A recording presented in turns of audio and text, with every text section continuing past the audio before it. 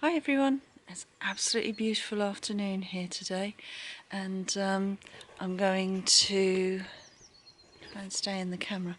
I'm going to be doing some woodwork, and I thought you might like to see what I'm doing. I'm using this little guy. This is my mini battery operated chainsaw, and I absolutely love it. It's made woodwork so much easier, and of course nothing's that easy when you've got cats around, and Dexter always has to come and join me when I'm doing some woodwork, so I'm hoping I can get a run through of this without any incidents like a cat in front of the camera. So this chainsaw, as you can see, it's got no markings, no brand. I bought it on Amazon, and my advice would be to do some research. Find out what kind of company you're buying from, read the reviews, because this was mid-range to cheap, and it took 3 months to arrive. I almost despaired of it arriving, and it's good. It is a really good little chainsaw, but it's very cheap, plasticky, so I don't know how long it will last. So really go for the most expensive one you can afford, and also check out who you're buying from. Check out if they've had any bad reviews, or if they've had any problems, or if other customers have had problems.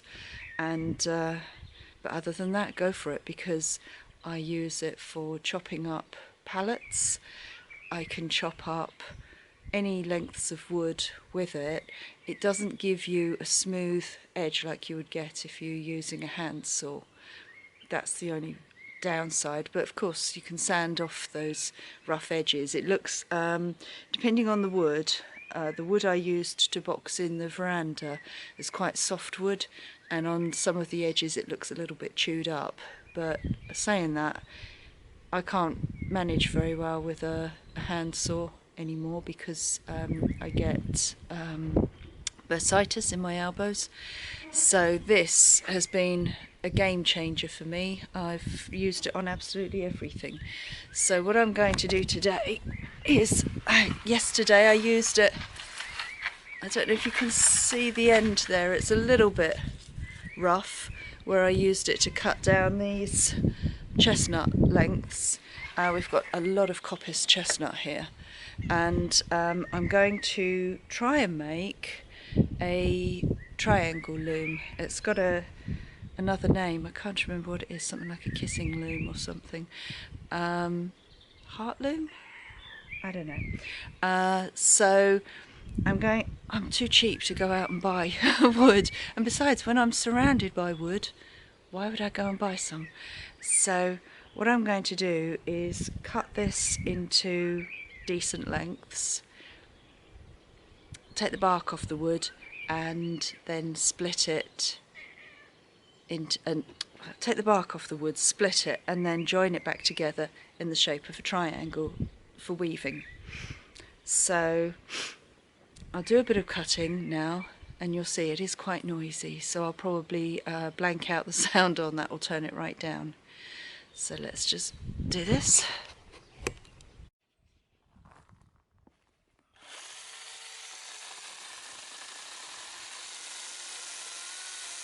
So these are the knives I'm going to use. This, I'm not sure what the blade is. This lovely little knife, it was made for me by my ex, and it's got either a dragon's face or a horse's face, depending on how you see it at the time. It's a really good little debarking knife. And then if I want something a little bit stronger, I've got my Bark River, which is great for debarking, and it's just a little bit stronger and tougher than this one. I use this one when I'm whittling, and then for the fine details of whittling, I've got two Mora blades that I use. The tiny blade has got more control, the Mora, but that's in the studio. So I'm going to get on with debarking and come back in a minute. So that's it screwed together now. I tried to get a slight recess on the heads here, but unfortunately the wood couldn't take it, and it split there. And where did it split? There, it split. I don't know if that's because the wood is very fresh and green, or if I'm just asking too much from the wood. But so that's it, finished now to that point. Because it's natural wood, it's got curves, so when I put the nails in to do the weaving,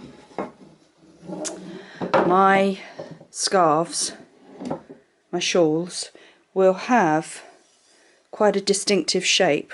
That's one of the reasons I didn't want to use planed wood, and I wanted to use natural wood. From this side it looks so nice. I have a tiny bit of nail poking through there, so I'm going to put some of this wood filler over the top and sand it so that it looks nice. I'll go through the wood later outside. I've got some more pieces, but it was, when I sanded it, it was pure white. The wood came out absolutely pure white, but since I've oiled it, I've coated it with teak oil, it's developed these really pretty patterns. And it's not leftover bark, because believe me, I sanded this for a good hour by hand. I got my electric sander out, which I said earlier, then got all choked up. And do you know, I'm glad it did, because I didn't like the finish. It was too coarse, and I hated the noise. So instead I sat on a chair in the sun with several different grades of sandpaper and got this to such a lovely soft sheen. I can't wait to get the nails in it and start using it. It's going to be really lovely. And when I'm not using it, I should hang it on the wall like a piece of art. Okay then, so I'm going to start measuring out for the nails. Okay, so here's my finished loom, and I absolutely love it. It's so cute. I love this piece the most, where this was, the branch was naturally joined, and then as I tried to lever it slightly apart to make the shape, it split, so I rejoined it, and I just think it's just adds a little bit of cuteness to the loom. I made a mistake. I read one set of instructions slightly wrong, and he said space these an inch apart and these half an inch apart, and I don't think the instructions are any clearer than that, so that's what I did. So I thought half as many on the top as on the bottom. No, you have to have the same amount on the top as on the bottom. And I've just watched another lady on YouTube, and the spacing was exactly the same. So if I can, I'm going to try and fit some extra pegs in there, because I've been weaving for an hour and this is what I have. You see, it's going to be quite a loose weave, and it's quite sweet, but it was never going to work because the spacings, the numbering was wrong. So, and the other thing I would say about weaving on this loom is if you're wearing a jumper like mine, a shaggy jumper, I keep getting caught on the pegs. So that's a consideration. But the piece that was coming out, very loose weave, but very cute. So I think if I can put the other nails in, then I'll be on to a winner. So that's what I'm going to try and do now. Subject the dogs to a bit more hammering noise. They do not like it. At the moment we have Manchee fast asleep, halfway under a blanket, and of course over here, hello, and Piper. Piper is sitting with me today. She had to go to the vet a couple of days ago because she's picked up a mouth infection. It would appear that she's got the same virus that our white cat Taliesin has, and Taliesin is going in next week for a major operation to remove teeth, even though he's less than 2 years old. He's a very young cat to have such an extreme case of gingivitis. But that's all to do with him being a stray right from being a kitten. So when we got to the vets, because Piper has been so poorly lately,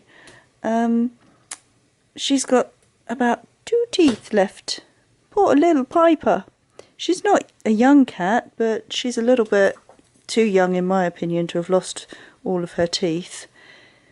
But because she's been a bit under the weather, that was why she picked up the virus, we think, from Tally. So she's thinking, you're not weaving. I'm going to have your lap now. But she's doing fine now. She hates her antibiotics. She hates everything except special cat food and a nice comfy lap.